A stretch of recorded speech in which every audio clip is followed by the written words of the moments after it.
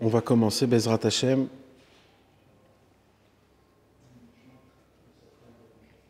À essayer de parler au sujet de l'histoire du Chacham et du Tam, la 9e histoire du Sipurim Asiyot, en essayant de parler et de dévoiler de quelques belles choses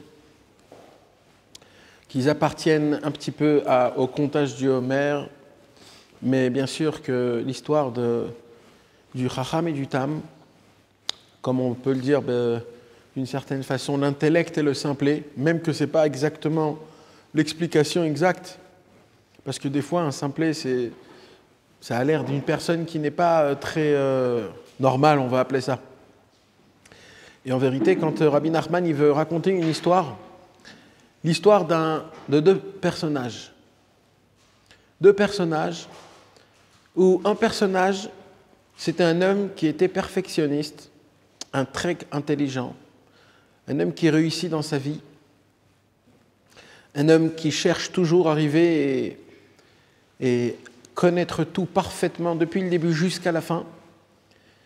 Et son ami, qui a grandi avec lui depuis tout petit, et qu'ils ont grandi dans la même classe, dans les mêmes écoles, ils ont grandi ensemble, les parents. Et comme par hasard, cette personne était complètement l'inverse de son ami. C'était un simple. Et c'est quoi un simple? Il dit Rabbi Nachman dans l'histoire, Shayalo sechel namuch veyashar. C'est-à-dire sa tête, son intelligence, il était petit, mais droit. Il n'était pas shoot. Il était simple. Il ne posait pas trop de questions, il ne voulait pas tout comprendre. Dès que c'était bon, dès que c'était OK, dès qu'il voyait, dès qu'il comprenait un tout petit peu, ça lui suffisait. Et voici que ces deux personnages-là, en fonction de leur vie, au tout début, quand ils étaient jeunes, il n'y avait pas trop de différence, mais au moment où on commence à grandir, là, leur chemin, il commence complètement à se disperser des deux côtés. Mais comme le lien de l'amitié, il est tellement fort et beau, c'est que malgré leur extrême, chacun de là où il était, eh ben, ils avaient une belle chose, c'est que malgré les deux personnages qui étaient complètement des deux côtés, de temps en temps, ils se voyaient, ils se remettaient ensemble et ils arrivaient à essayer d'avoir un petit échange. Rabbi Nachman de Breslev a choisi de raconter cette histoire pour essayer de nous faire ouvrir les yeux, parce que malheureusement, dans le monde là où nous on vit, c'est un monde où on est pris attrapé par ce monde, par les effets, par les besoins, par les devoirs, par ce qu'on doit faire dans ce monde-ci. Et il y a deux façons d'essayer de vivre cette vie. Il y a une façon où un homme, il veut être un gagnant, il veut tout gagner, il veut tout comprendre, il veut être un perfectionniste. Il regarde tout par rapport à ce monde, comment il fonctionne, comment ça va, et il arrive à rentrer dans ce circuit et d'arriver réellement à être une bonne personne et être parfait. Par contre, il y a une deuxième personne. Cette deuxième personne, d'abord, elle est très simple. Elle ne gagne pas beaucoup d'argent. Il habite dans une maison qui est simple. Il est content de ce qu'il a. Il est content de ce qu'il gagne. Et Rabbi Nachman nous dit qu'il y a une différence qui est énorme entre le premier et le deuxième, entre l'intellect et le simple. C'est que l'intellect, il était jamais joyeux, et le simple, il était tout le temps joyeux. Rabbi Nachman ne dit pas que c'est un plus. Ça fait partie de la personnalité que quand un homme il cherche la perfection, quand un homme il veut tout comprendre, quand un homme il veut rentrer dans toutes les choses pour essayer de rentrer, d'approfondir, de connaître à la perfection et d'essayer, automatiquement, jamais je peux découvrir une simra. Pourquoi? Parce que la joie, c'est quand j'atteins un objectif, j'arrive et je suis content. Il est dans ma main. Mais comme un homme qui veut essayer de tout connaître, de tout comprendre, d'essayer de monter, de perfectionner, d'être parfait dans tous les domaines, d'essayer de tout connaître, toujours il y a quelque chose où je veux avancer, où je veux arriver, où je veux essayer de grimper, et comme j'arrive pas, alors malheureusement, je suis jamais content. Mais le pire de tout ça, c'est quoi? Le pire de tout ça, hein, c'est que Rabbi Nachman de Breslev, il a écrit un monument dans cette histoire. Il a développé deux catégories de personnes. Qu'en fait, ces deux catégories de personnes, on l'a nous-mêmes en nous, le tam et le chacham, le simplet et l'intellect. On l'a nous-mêmes, on l'a en nous dans notre tête. Et des fois dans notre vie, on se conduit comme le simple, et des fois dans notre vie, on se conduit comme le simplet. Il dit Rabbi Nachman, pour que vous puissiez comprendre c'est quand et c'est quand, il dit Rabbi Nachman, quand vous êtes joyeux, alors là vous êtes le simplet. Mais quand vous êtes triste, c'est là où vous commencez à être le perfectionniste, l'intellect. En vérité, le secret du monde, la raison pour laquelle on est venu dans ce monde-ci, c'est découvrir Hachem. On doit percevoir Akadosh Baruch Hu à travers la Torah, les mitzvot, notre vie quotidienne, personnelle, même si c'est dans le matériel. On a un travail, le travail c'est Bechol derachecha da'eu, c'est-à-dire dans tous les chemins, là où tu iras, partout là où tu feras quelque chose dans toute ta vie, il faut que tu te rappelles, il faut que tu saches, il faut que tu reconnaisses Akadosh Baruch Hu. Alors Akadosh Baruch Hu nous a aidés à faire ce travail-là en nous donnant les 613 mitzvot. Il a donné les 613 mitzvot, et grâce à ça, la vie d'un juif, c'est une vie que, quoi qu'il se passe, toujours on aura un quelconque contact avec Akadosh Baruch Hu. Si c'est le matin, on met les téphilines. Le 7e jour, il y a Pessah, après il y a la mitzvah de Chinuch HaIladim. Hachem, il a fait en sorte qu'un juif, il est rempli de mitzvot, il est rempli de faits, qui va faire en sorte qu'on va se rappeler d'Akadosh Baruch Hu. Mais apparemment, ça ne suffit pas. Pourquoi? Parce qu'il y a ce qu'on appelle la routine. La routine, c'est tu t'habitues à quelque chose, que cette chose-là, en fait, au début, il y a un point qui est important, c'est sentimental, tu sens quelque chose, mais au fur et à mesure de ta vie, tu perds la racine, la vitalité, la ferveur, la sensation. Et malheureusement, quand on perd, alors il y a un problème, c'est qu'on n'arrive pas à faire les choses comme il faut. Comment on perçoit Hachem? Comment on s'attache à Hachem? Comment on peut essayer de découvrir Akadosh Baruch Hu à travers ma propre vie, mes chutes, mes descentes, mes montées, mes essais, là où je réussis, quand je ne réussis pas. Même si c'est dans un cas qui est complètement personnel, avec ma femme, avec mes enfants, et tout ce genre. Alors la question est comment je pourrais percevoir Akadosh Baruch Hu d'une manière que cette perception pourrait réellement m'aider dans ma vie, dans ma prière, dans mes problèmes, quand je tombe, quand j'essaye de me remettre debout, après des longs et des longs chemins où j'ai essayé, je n'ai pas réussi. Ou même quand tout va bien, parce que des fois quand tout va bien, c'est là où malheureusement, j'arrive pas à atteindre Akadosh Baruch Hu, j'oublie un petit peu Hachem, je suis consacré à moi-même, ça peut être matériellement, spirituellement. Et donc mon problème à moi, c'est d'essayer d'attraper Hachem, de percevoir Akadosh Baruch Hu, d'avoir un contact avec Akadosh Baruch Hu, quand je prie, quand je mange, dans ma vie. Alors, il y a eu, dans l'histoire juive, plusieurs idées des tzadikim qui sont venus. Il y en a qui ont dit à travers la Torah, il y en a qui ont dit à travers l'application des mitzvot, il y en a qui ont dit à travers la tfila, il y en a qui ont dit à travers le chesed, en faisant du chesed, en donnant à droite à gauche. Et comme ça, chacun, après c'est rentré dans des points spéciaux, la émouna, le bitachon, etc. Percevoir Akadosh Baruch Hu d'une manière qu'une personne elle a la possibilité réellement de vivre Hachem, c'est la question que tout le monde a posée. Et Akadosh Baruch Hu, il a fait en sorte que tous ces chemins-là font que chacun, à travers sa neshama, à travers ses sentiments, peut trouver son libre chemin. Il y en a des personnes qui préfèrent par rapport à l'étude de la Torah, après il y en a par rapport à la prière, il y en a par rapport à la tzedaka, ainsi de suite, chacun en fonction de ce qu'il ressent. Mais il y a une racine. Il y a une racine où tout le monde doit passer là-bas. Tout le monde doit passer, tout le monde doit renforcer ce travail. Et si on ne le fait pas, malheureusement, tout le reste n'est pas bon. Rabbi Nachman de Breslev, il écrit dans une Torah, la Torah numéro 30. La Torah numéro 30, elle s'appelle Asagot Elokut, percevoir la divinité d'Hachem, qui est tout le but de ce qu'on est en train d'étudier, tout le but qu'on veut essayer de... Et Rabbi Nachman de Breslev, il nous apprend qu'il y a dans cette Torah, il y a ce qu'on appelle deux choses qui sont très importantes dans la vie de quelqu'un. En premier, il y a quoi? Il y a ce qu'on appelle la Chochma Eliona, c'est-à-dire il y a une sagesse qui est très grande, c'est la sagesse élevé, la sagesse d'Akadosh Baruch Hu, qui est d'un niveau qui est très, très, très, très haut, où normalement, nous, on ne peut pas atteindre cette sagesse-là. La Chorma Eliona, c'est une sagesse où tous les codes du monde, ils sont là-bas. Tous les secrets de la Kabbalah, tous les secrets du Zohar HaKadosh, les choses les plus profondes et les plus élevées d'Akadosh Baruch Hu, où dedans est inclus la création du monde, la Torah, les tzadikim, mamash. Et il y a ce qu'on appelle la Chorma Tata. C'est quoi la Chorma Tata? C'est la sagesse un peu plus bas. Et ça, par contre, c'est une sagesse on peut la goûter, on peut la découvrir, on peut profiter d'elle. C'est une sagesse qui est simple. C'est des choses qu'on peut étudier, on peut voir de nos yeux. On apprend, ça peut être des choses qui sont dans la nature, ça peut être des choses que la Torah nous parle, de donner des conseils, des raisons au Kiyum HaMitzvot, et ainsi de suite. La Chorma Eliona, c'est la sagesse de la Torah, c'est la racine, c'est les choses les plus élevées qui existent. Par contre, la Chorma Tata, vous savez qu'est-ce que c'est la Chorma Tata? On l'appelle ça aujourd'hui, ce qu'on appelle la Emouna.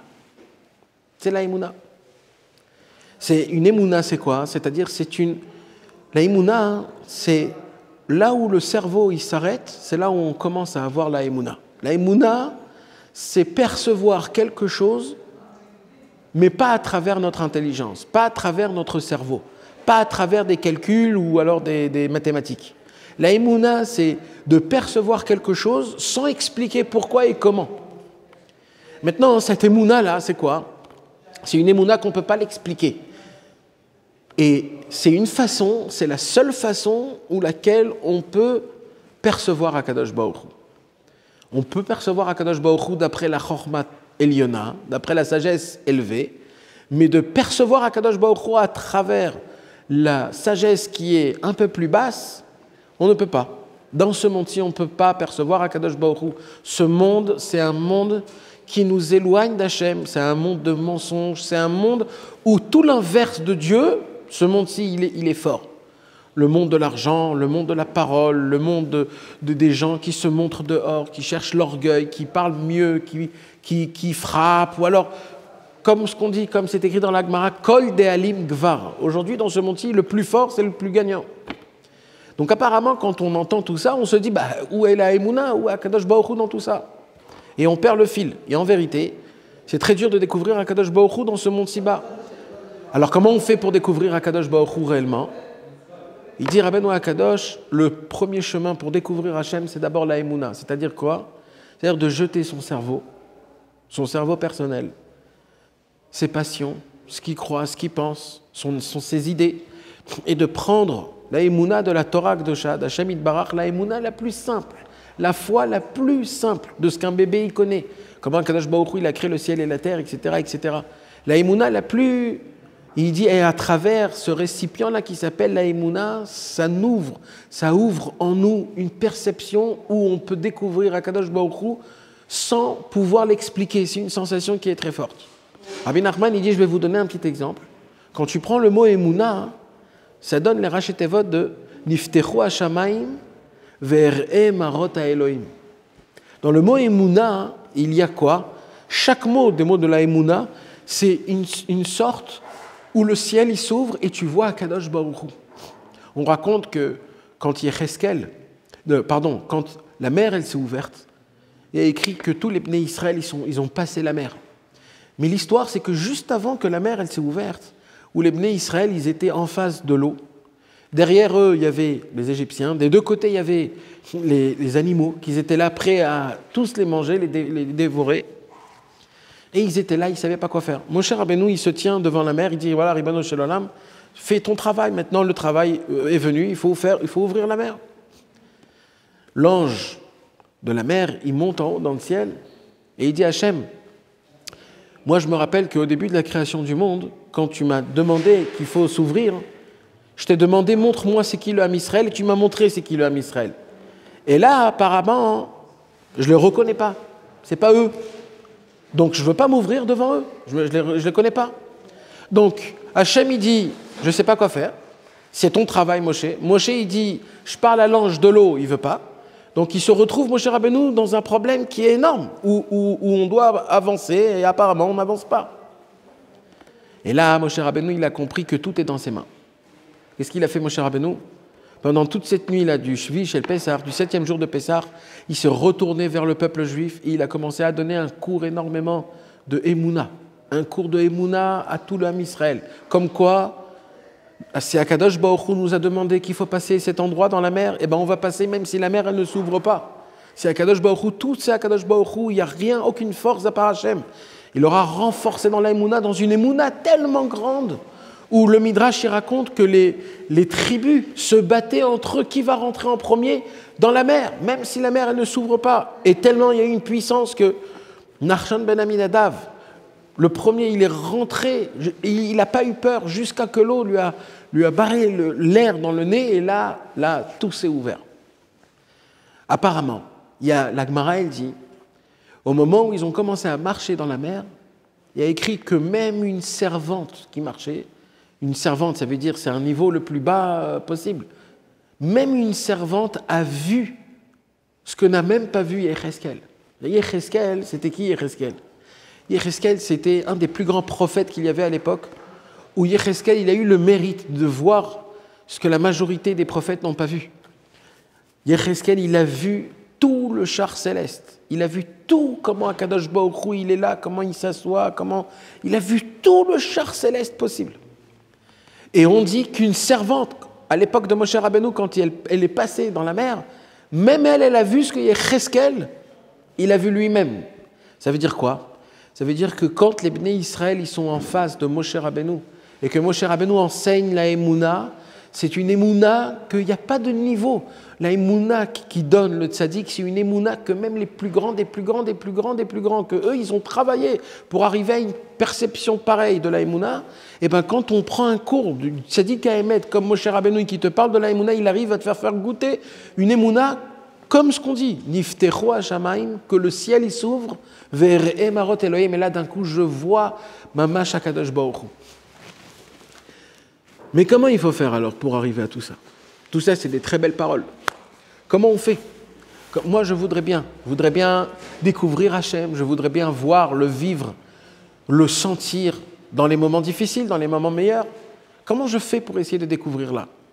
Et c'est là où Rabbi Nachman de Breslev, il nous apprend un secret qui est énorme, et il nous dit tout le judaïsme, depuis le début jusqu'à la fin, il se tient sur un seul point, c'est la simplicité. C'est la simplicité d'être simple, de ne pas essayer de vouloir essayer de chercher chaque chose et de toujours se remettre à essayer d'arranger les problèmes à droite à gauche ou d'essayer de regarder en fonction des autres comment je suis pas. Il dit Rabbeinu Akadosh, quand un homme il est prêt à être simple, c'est quoi d'être simple?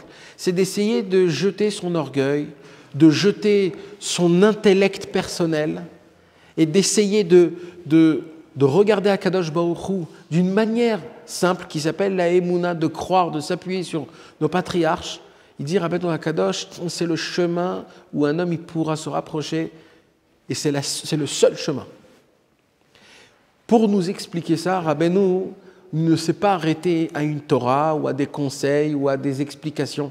Il a dit, comme je sais que ce contexte-là, il est très dur à recevoir. Il est très dur parce qu'en fait, on est en train de parler de toute la personnalité de l'homme. On est en train de lui dire, écoute, ce que tu as dans ta tête, la façon où tu veux regarder les choses, où tu veux tout comprendre, où tu veux avoir un peu d'orgueil, où qu'on te connaît, tout ça, il faut tout jeter, il faut tout mettre de côté.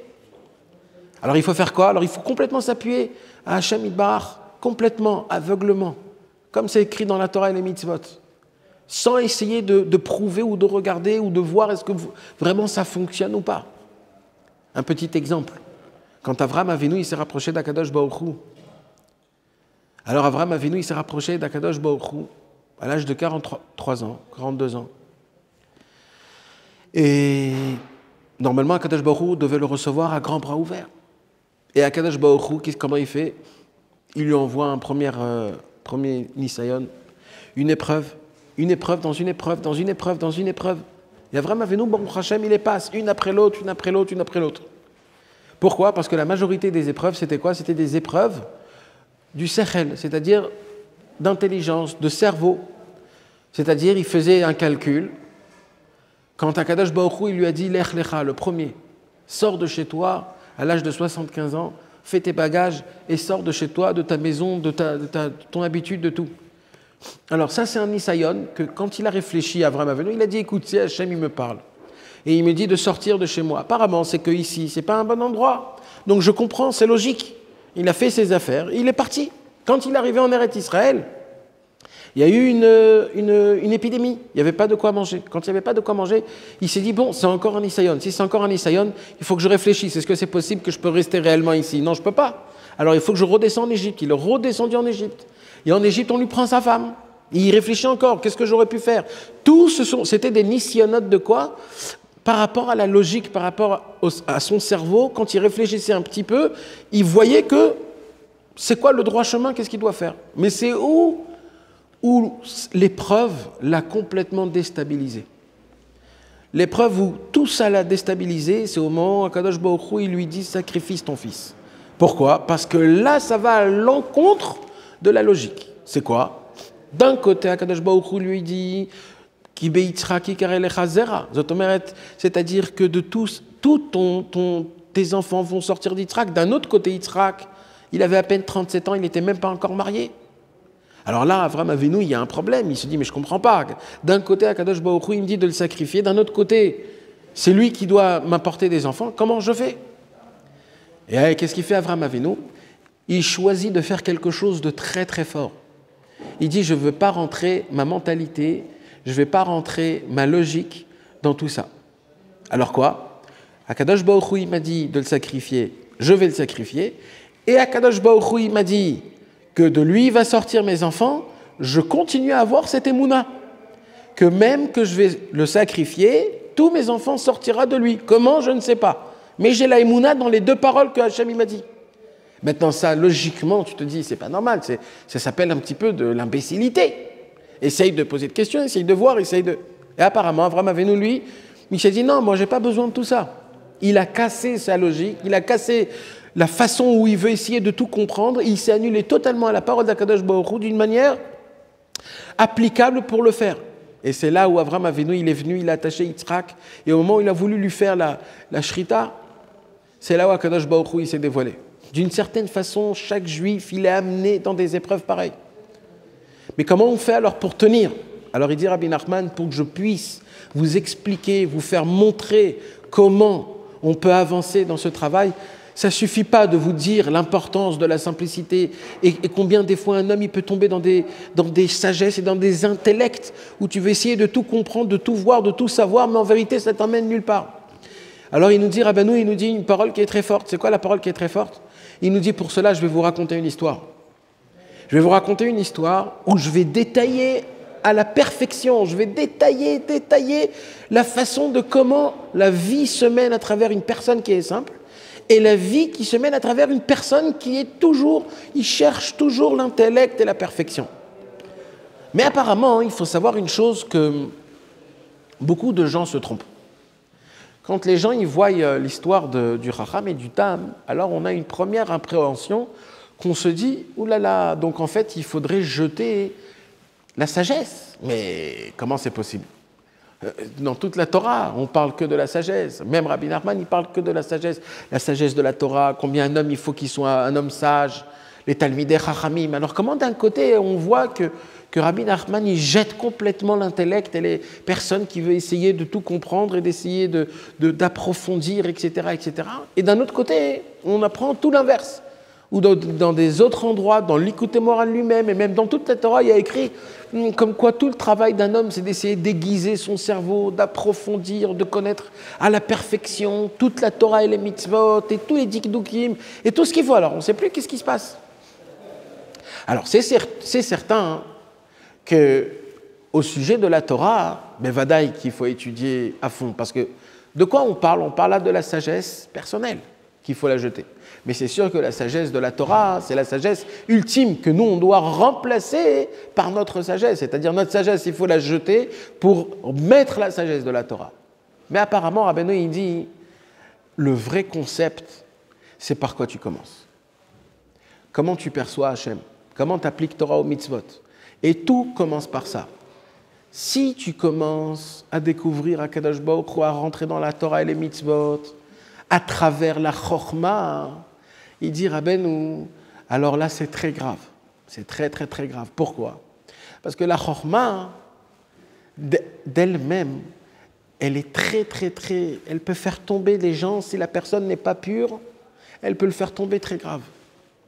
Alors, il faudrait commencer par quoi? Alors il dit Rabbeinu, quand un homme il commence d'abord par la émouna, et après il associe la émouna avec la chorma, là, la chorma, elle est gardée comme il faut, et la émouna, elle fait en sorte qu'on puisse recevoir de la chorma exactement comme il faut. Je vais vous donner un petit exemple. Quand, par exemple, un homme, on lui parle de Dieu, comme quoi Dieu a créé le ciel et la terre en 6 jours, etc., et le monde, il a été fait il y a 5700 et quelques, alors il y a 2 façons de comment recevoir cette indication. Il y a une première façon, c'est, comme on a dit, à travers la émouna. Ça veut dire quoi la émouna? Ça veut dire, tu me dis, les gens ils ont dit, c'est écrit dans les livres, je reçois, même si j'ai des questions, même si c'est compliqué, mais je suis Mekabel. Ça c'est une première question. Mais il y a une autre façon de recevoir cette émouna. La deuxième façon, c'est, je voudrais connaître un peu plus. Je voudrais avoir cette connaissance par rapport à la chorma, mais pas par rapport à la émouna, c'est-à-dire à la sagesse. C'est quoi la sagesse? D'essayer d'avoir des preuves, raconte-moi un peu plus, de découvrir un peu plus, de décortiquer un peu plus. Essaye de me faire découvrir, montrer, je veux connaître d'abord la sagesse. Après que je vais connaître tout le concept, après que je vais savoir tout comment ça fonctionne, après je vais choisir si je reçois ou si je ne reçois pas. C'est là où Rabbeinu il dit, toute la différence entre le chacham et le tam, elle est là. C'est par quoi tu commences. Tout ce que tu connais, tout ce que tu apprends, tout ce que tu essayes d'appliquer, tu le fais par rapport à une sagesse ou par rapport à d'abord la émouna, où tu t'es complètement annulé, tu as reçu les choses, et après que je me suis annulé, après que je l'ai eu, là je peux commencer à essayer de décortiquer. Et c'est là où Rabbi Nachman, il commence à développer 2 façons de vie complètement opposées l'une à côté de l'autre. Mais apparemment, ces 2 personnes-là, ils habitaient ensemble, c'était des amis, c'était des plus bons amis. On voit que, en vérité, ces 2 choses-là, ils sont ancrées en nous, où malheureusement, il y a un combat entre nous dans ces 2 choses-là, et ça fusionne et ça fusionne et ça fusionne. La première fois où on parle de ça, c'est dans la Torah, quand Rivka, elle était enceinte, et qu'elle avait dans son bébé, dans son ventre, elle était enceinte. Et quand elle marchait à côté d'un beth amidrash, le bébé il commençait à frapper. Quand elle marchait à côté d'une bête avodah zara, le bébé il frappait. Et là, Rivka, elle se pose une question, elle dit, qu'est-ce que j'ai dans le ventre? Qu'est-ce que j'ai dans le ventre? C'est quoi cet enfant qui veut sortir à chaque fois que je passe à côté d'une maison? Et Rivka, c'était quoi son problème? C'était pas qu'elle souffrait, c'est qu'elle se posait une question, elle s'est dit, mais normalement, si c'est un kadosh, si c'est un tzaddik, il devrait vouloir sortir que quand je passe dans une synagogue, mais quand je passe dans une bête avodah zara, alors il veut sortir aussi. Elle comprenait pas comment c'est possible qu'en une seule personnalité, il y a ces 2 choses-là. Et c'est là où elle va, dans la yeshiva de Shem et Ever, en posant la question, dites-moi, éclairez-moi, qu'est-ce qui se passe? Et là, on lui dit, tu as 2 enfants. Quand la Torah, elle nous dit, tu as 2 enfants, la Torah, elle nous dit comme ça, Shne goyim bevitner ou mimer shne leumi mitzeu. Ça veut dire quoi? Shem et Ever, ils ont dit, c'est pas juste 2 enfants, c'est pas juste des comment on appelle ça, des théomim, des jumeaux, c'est pas juste ça. Tu as dans ton ventre 2 extrêmes les plus grands au monde. C'est-à-dire, c'est des extrêmes. Un ne ressemble pas à l'autre. Normalement, des jumeaux, ça se ressemble, c'est identique. Même si ça ne se ressemble pas, ils ont des sensations qui sont plus ou moins. Mais là, Kadosh Baruch Hu a fait en sorte. Regardez, normalement, Rivka, elle aurait pu avoir une fois Yaakov et après Esav. Pourquoi Hachem, il a fait en sorte que ces 2, ils naissent en même temps dans le même ventre? Pour te faire montrer qu'en vérité, même si nous on croit que ce sont 2 extrêmes, ils peuvent cohabiter dans la même maison, dans le même ventre, manger le même manger, tout en même temps, malgré que ces 2 extrémités qui sont énormes. Yaakov, il a écrit Ishtam Yoshev Ohalim, c'était le Tam. Yaakov, il était là, il était assis, il ne sortait pas, il n'étudie pas dans la yeshiva de Shem et Ever. C'est une grande question. Pourquoi Yaakov, il n'étudie pas dans la yeshiva de Shem et Ever? Que plus tard il a étudié, mais avant, pourquoi il était Ishtam Yoshev Ohalim? Et on voit qu'apparemment aussi, il n'était pas avec Yitzhak tout le temps. On voit d'après les Midrashim que c'était qui était avec Yitzhak, c'était Esav. Et tout ça, ce sont des questions. Pourquoi? Pour te faire montrer que Bémet Yaakov, c'était un Ishtam, comme on a dit ici, comme au tout début, il avait un sechel, il avait une intelligence qui était basse. Elle n'était pas piquante, elle n'était pas poignante. C'était pas comme une épine de quelque chose qui te perce. C'était quelque chose de simple. C'était quelque chose de général. Il voit la photo en général. Il ne voit pas les points du niveau de la chorma, mais pas de la bina. Par contre, Esav, c'était l'homme qui était vraiment aiguisé dans son cerveau. Il voulait chercher tous les points, regarder tous les endroits où je pourrais me perfectionner dans tous les côtés. D'ailleurs, il a réussi dans le monde. Esav, c'était un homme où il a dit Yesh li rav, Ish sadeh, un homme de forêt. Et apparemment, ces deux, un c'était un chacham, un c'était un tam. Et on voit qu'avec tout ça, Kadosh Rabbeinu, il vient en racontant cette histoire pour nous donner l'anecdote que ce n'est pas juste une histoire que je vous raconte, c'est quelque chose qui se passe. Et c'est là où Rabbi Nachman, c'est un des monuments les plus grands, la façon de comment il essaye de raconter comment la vie d'un intellect et comment est la vie d'un homme qui est simple. Bien sûr, on ne pourra pas tout raconter, tout parler, tout... Mais pourquoi moi j'ai choisi ce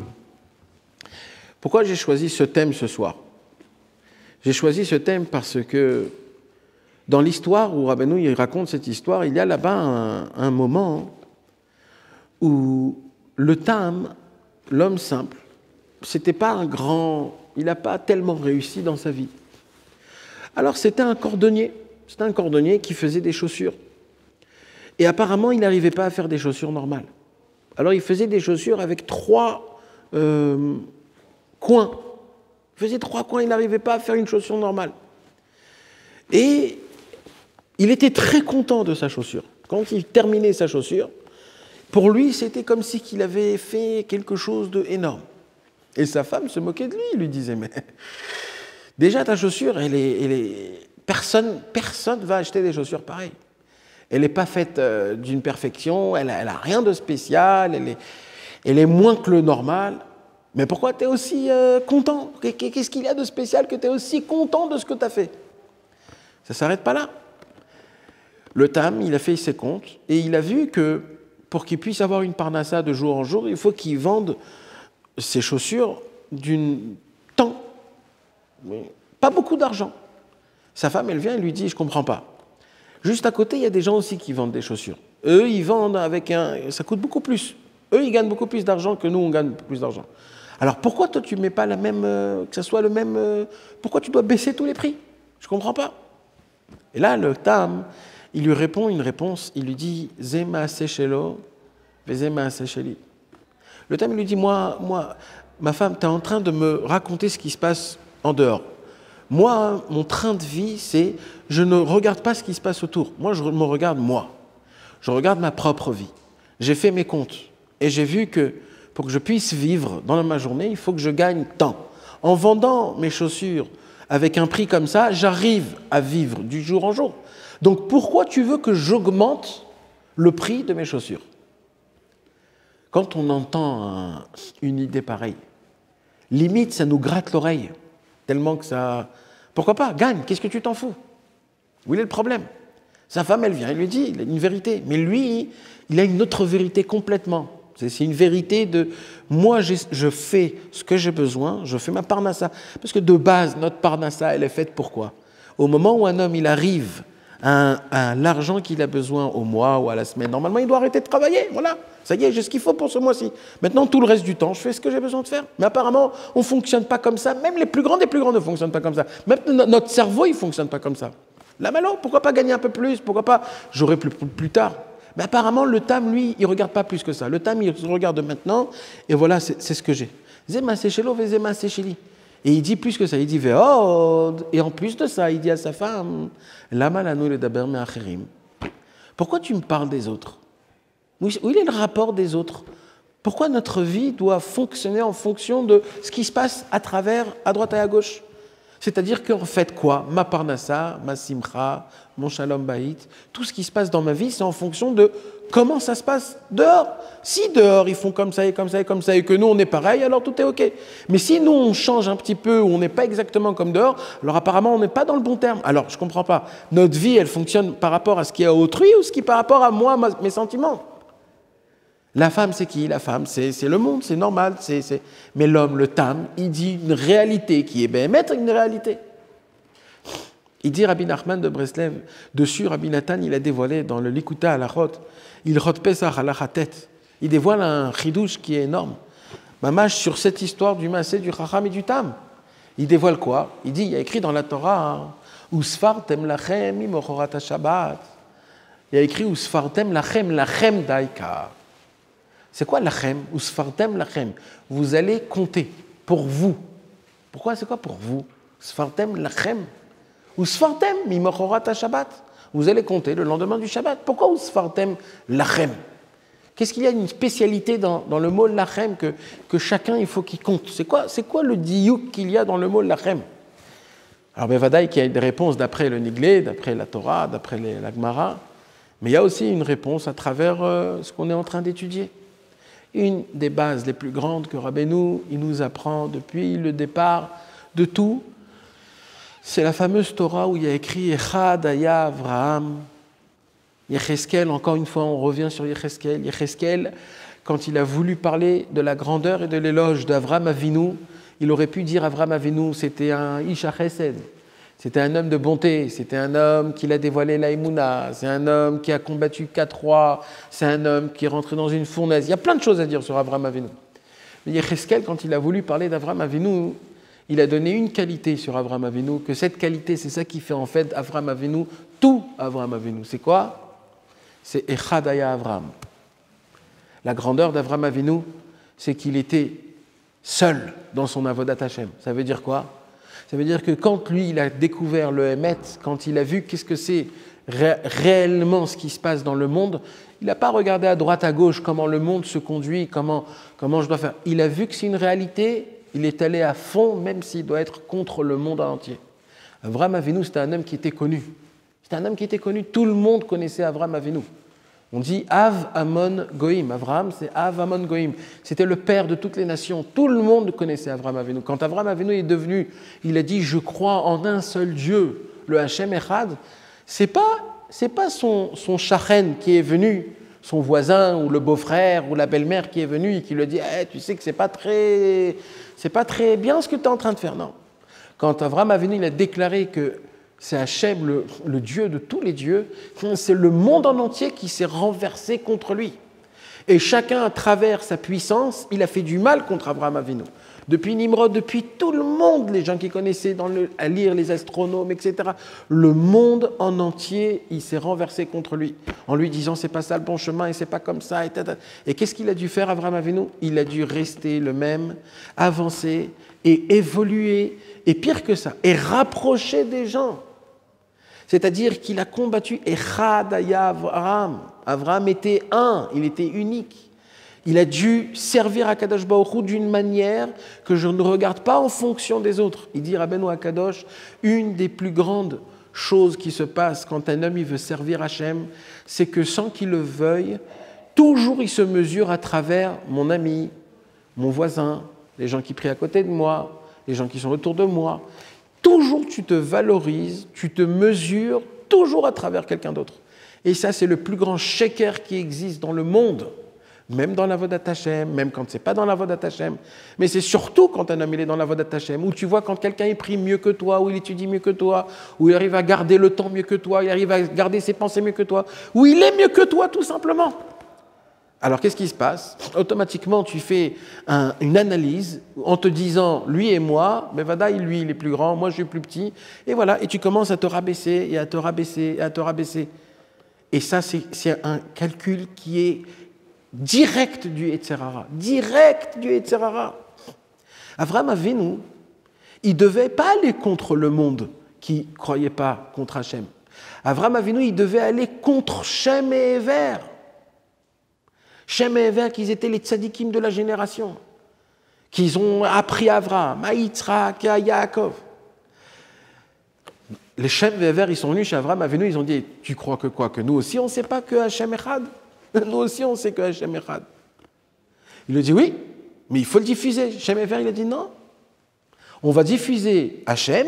Quand Shavuot viendra, quand on va donner la Torah sur le mont Sinaï, là, on va diffuser Akadosh Baruch Hu. Toi, tu ne dois pas diffuser Hachem. Personne ne t'a demandé de diffuser. Hachem ne t'a pas demandé de diffuser. Et Avraham Avinu, il devait aller contre ses maîtres. Il devait aller contre les gens où il étudie, là où il a grandi. Il a découvert Akadosh Baruch Hu. Il a compris dans sa émouna qu'en vérité, il faut diffuser.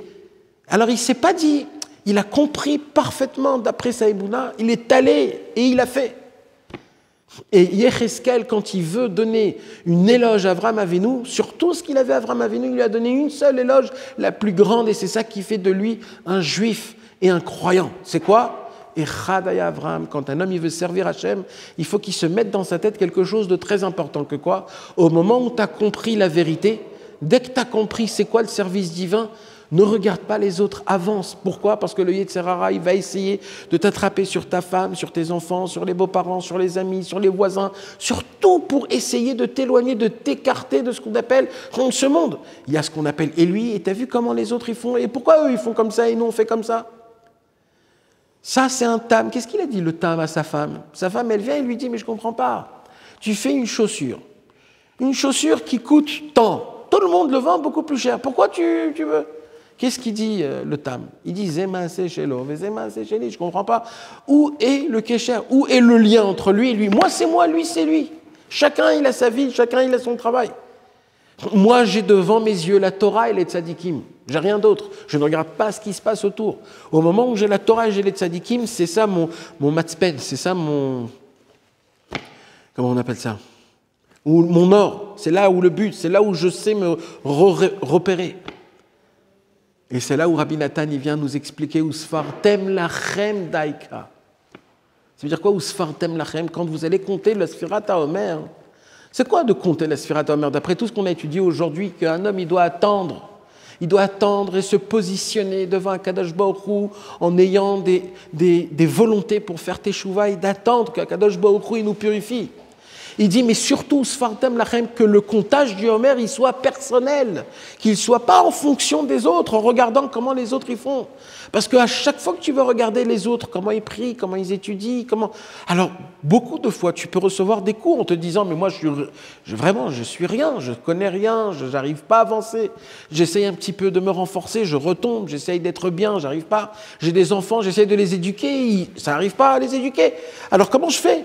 Comment je peux faire? Alors il dit, Rabbeinu, au moment où tu vas essayer de te regarder que toi-même, tu vas te contenter de ce que tu as, tu vas essayer de ne pas regarder aux autres et tu vas compter ton propre comptage de Sfirat HaOmer, c'est-à-dire moi-même, mes languissements, mon avodat Hashem vis-à-vis d'Akadosh Baruch Hu directement, sans essayer de faire comment les autres y font, mais comment l'autre y prie, Non, de regarder mon propre avodat Hashem, d'où je viens, où je suis né. Qu'est-ce que j'ai réussi jusqu'à aujourd'hui? Baruch Hashem, je suis dans une synagogue. Baruch Hashem, je suis attaché à Kadosh Baruch Hu. J'attends, je veux faire teshuva.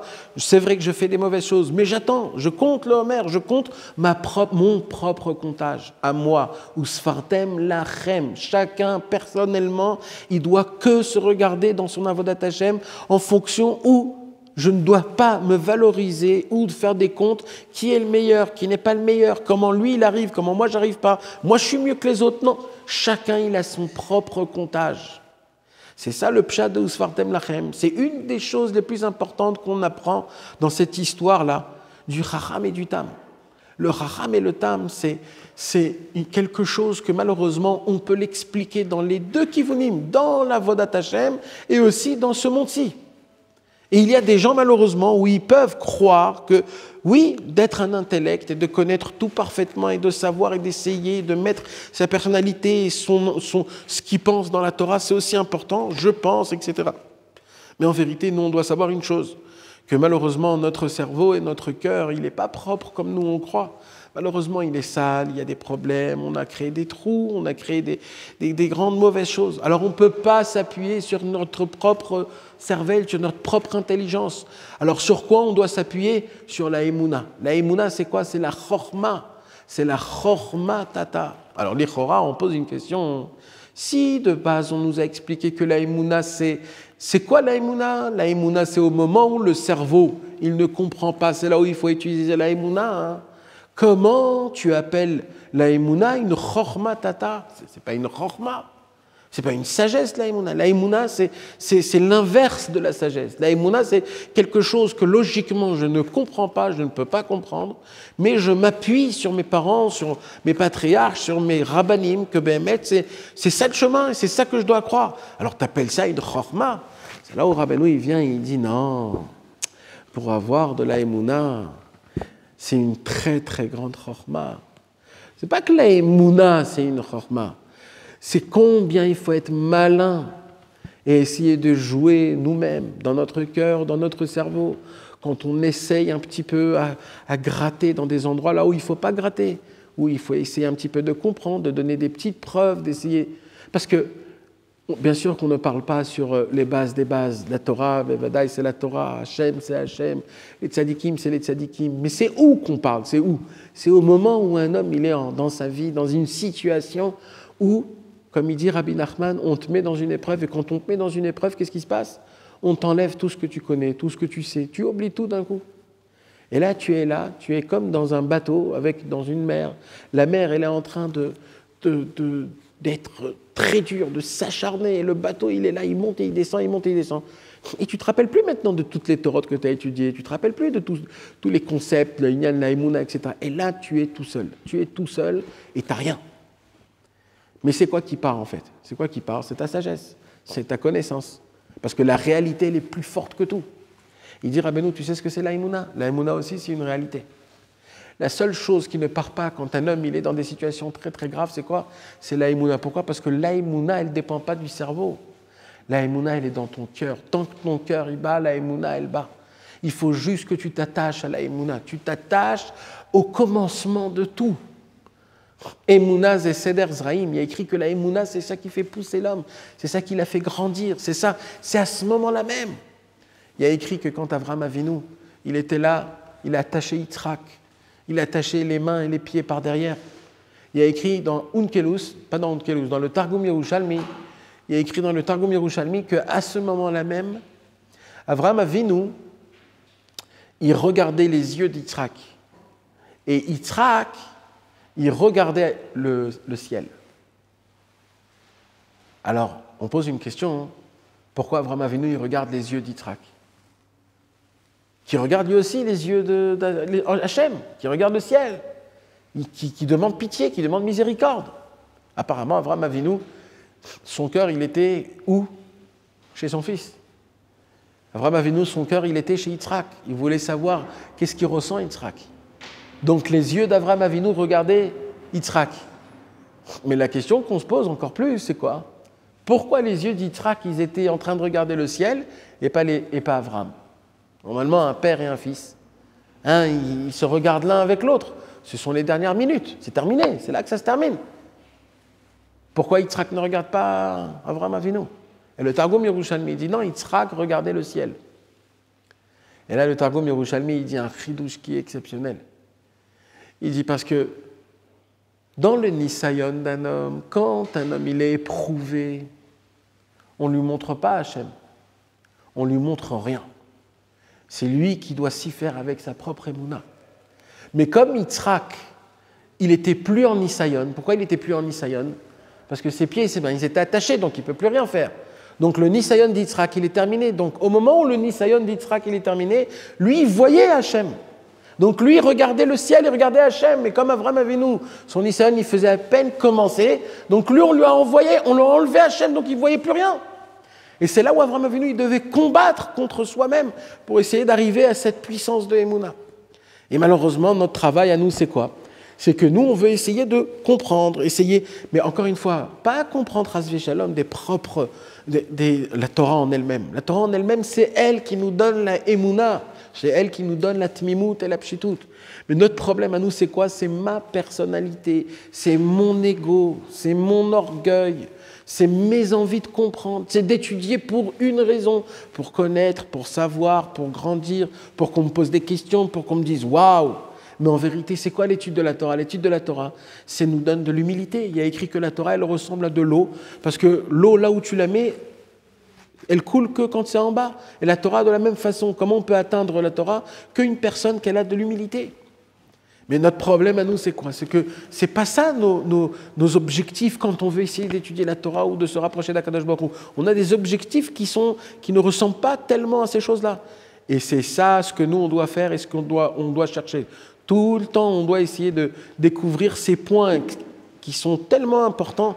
C'est de se retrouver le point essentiel qui est dans notre neshama, dans notre cœur. Depuis qu'on est né à Kadosh Baruch Hu, quand il nous a soufflé en nous, et le Aïn Neshama, Shenatatabi, Teorai, Atabarata, Atayetzarta, Atanafartabi, au moment où Hachem, il a soufflé en nous pour que notre Neshama, elle puisse se réveiller, qu'elle puisse être là avec toute force, il nous a donné de la Emouna. Et cette Emouna, c'est l'étincelle première qui est tout le temps allumée, qui fait en sorte que à chaque fois que je voudrais me rattacher à Kadosh Baruch Hu et percevoir Hachem à travers ma vie, je pourrais le faire à travers la Emouna. Et quand j'utilise la Emouna, dans des moments où malheureusement ils sont un petit peu difficiles, quand ce sont des épreuves. Alors quand un homme il a des épreuves, il se passe quoi? La personne elle commence à crier, à baisser les mains, à essayer de se poser des questions, etc., etc. Mais au moment où en vérité un homme il comprend que c'est quand que je peux utiliser ma Emouna, c'est justement quand j'ai des épreuves. Donc en fait l'épreuve c'est un cadeau pour que je puisse utiliser cette émouna, cette simplicité où je ne me pose pas trop de questions. Et à ce moment-là même où un homme, il voit l'épreuve de cette manière-là, là on découvre quelque chose de très grand. C'est quoi? Combien Hachem il est grand. Plus un homme il passe une épreuve, plus il découvre sa émouna, plus il découvre combien Kadosh Baruch Hu est grand, et plus il voit que le chemin pour essayer de passer ce monde-ci, c'est le chemin de la simplicité. Le chemin là où un homme il essaye pas, où il veut pas toujours tout comprendre. Le problème c'est quoi? C'est que des fois on veut, même dans nos prières, on essaye de dire Hachem, Hachem, mais explique-moi pourquoi ça m'est arrivé, pourquoi? Comme si nous, sans qu'on le veuille, on se voit en faisant partie que Akadosh Baruch Hu, c'est comme un associé qui doit tout m'expliquer, comment tout fonctionne, comment tout va, et en fonction de ça, si je comprends comment tout ça va, alors ok. Si je comprends pas, alors j'ai des questions. Ça de base, c'est quelque chose qui n'est pas droit, c'est quelque chose qui n'est pas simple. La Torah elle-même, il y a écrit Torah Temima Mishivat Nefesh. La Torah, il n'y a pas plus une simplicité comme la Torah, on ne peut pas s'imaginer. Sur la simplicité dans la Torah, il y a écrit que la simplicité, c'est la perfection. Sur Yaakov Ishtam, il y a écrit dans Onkelos, Gever Shalem, c'est-à-dire c'est un homme qui a été imparfait. La perfection, c'est tout le inyan de la simplicité. Mais ça veut dire quoi? C'est-à-dire de ne pas essayer de regarder ou de chercher plus que ce que toi tu as besoin dans ton service divin. Quand un homme, il se met des objectifs dans tout ce qui se passe, dans la Vodat Hashem, dans l'étude de la Torah, que tout ce que j'étudie, c'est pour que je puisse appliquer. Et quand ça va au-dessus de ça, alors ça ne me touche pas pour l'instant. Si Akadosh Baruch Hu il veut, il me le donnera. Quand un homme il vit en fonction de ce qui se passe dans ce monde-ci, des situations difficiles, des moments où tu n'arrives pas, un homme des fois il veut toujours tout comprendre. Là ce qu'on nous apprend c'est que ce n'est pas nos calculs à nous. Il y a un passouk où il y a écrit Hashem Elokim Asaita Adam Yashar Vehem Abikshu Cheshbonot Rabim. Akadosh Baruch Hu il dit moi quand j'ai créé l'homme, je l'ai créé d'une manière qui est droit, une manière où il est simple. Mais le problème, c'est quoi? C'est que les êtres humains, ils sont venus, ils ont commencé à demander des comptes. À qui demander des comptes? À moi-même. Comment tu as fait comme ça et comment ça se passe et depuis que l'être humain, il commence à essayer de demander des comptes, à vouloir savoir comment le calcul, comment ça fonctionne, comment ça, c'est là où Akadosh Baruch Hu, il dit là, ils ont voulu prendre eux-mêmes les clés de ce monde. Alors, je leur donne et on verra qu'est-ce qui va se faire. Et c'est ce qui s'est passé. Depuis la destruction du temple, Akadosh Baruch Hu a mis les clés sur les êtres humains. Ils ont dit, vas-y, gérez le monde comme vous le croyez, d'après vos grandeurs, vos sagesses. Rome, à l'époque, c'était là où ils ont découvert la dignité, la moralité, toutes les sagesses qui puissent exister. Mais en vérité, tout ça, c'était des choses. Et il dit, Rabbeinu, on voit. Il dit, je vois ce qui se passe à la fin de tous les temps. Je vois le problème de Emouna qu'il y aura à la fin des temps. Les gens, ils vont chercher Hachem, ils ne le trouveront pas. Les gens, ils vont étudier, ils vont essayer de se rapprocher de Dieu, ils vont essayer d'être connectés. Ils vont essayer de trouver un lien dans leur vie, une ferveur, quelque chose, une vitalité, quelque chose. Et il n'y aura rien de tout ça. Ça serait très compliqué. C'est très compliqué. Très dur de faire les minimums des choses. Ça va être très compliqué. Comment on pourra maintenir le peuple? Comment on pourra renforcer le peuple? Comment on pourra rendre chacun qui voudra servir Hachem un peu plus facile? Comment? Et là où il arrivait au point de départ, le point du commencement, qui est le point final, c'est un homme, il a la possibilité de se connecter avec Akadosh Baruch Hu que par la Emouna. Et comment on arrive à avoir la Emouna? Avec la simplicité. Quand un homme il est simple, quand un homme il est prêt à essayer de s'annuler totalement à Akadosh Baruch Hu, de comprendre que je ne suis pas obligé de toujours tout comprendre et toujours de tout savoir. Je me contente de ce que je fais. Je suis très content de ce que moi, personnellement, j'arrive à obtenir parce que c'est énorme. Je ne me calcule pas en fonction des autres. Je ne regarde pas les autres et en fonction des autres, je me dis si je suis une bonne personne ou une mauvaise personne. Et c'est ça tout le secret de la Sfirat HaOmer ou Sfartem Lachem Mimochorat HaShabbat. C'est que la Sfira, le comptage du Homer, il soit personnel. Chacun en fonction de son Avodat Hashem, il doit se mesurer en fonction d'Akadosh Baruch Hu, mais pas en fonction des autres. Quand un homme, il arrivera à servir Hashem de cette façon-là, ce service d'Avodat Hashem-là, ça endommage que la simcha. La simcha, elle vient énormément. Et toujours celui qui veut essayer de tout gérer, de tout calculer, de tout rentrer dans l'intellect et de rentrer dans la chorma sans passer par la émouna, c'est un homme qui essaye d'être parfait, il voit que la perfection n'existe pas et il est toujours triste. Quoi qu'il fasse, il fait des choses énormes, très beaux, très grands, mais la simcha ne vient pas. Et le but de tout, c'est quoi? C'est qu'Akadosh Baruch Hu, il voit que nous, on puisse le servir avec le sourire, avec la joie, avec tout ce qu'on a dans notre cœur. Si on arrive, Tarat Asher, Lo avata et Hashem Elokecha besimcha. Akadosh Baruch Hu, il dit, tu savez pourquoi je vais vous punir? Je ne vais pas vous punir parce que vous avez fait des fautes. Je vais vous punir parce que quand vous me servez pas avec de la joie, avec de l'engouement. Et Akadosh Baruch Hu, il dit, je ne comprends pas. On dirait comme si c'est une punition que je vous demande. Moi, ce que je veux, c'est que vous ressentez le ta'anoug dans la vodat Hashem, la simcha qu'il y a autour.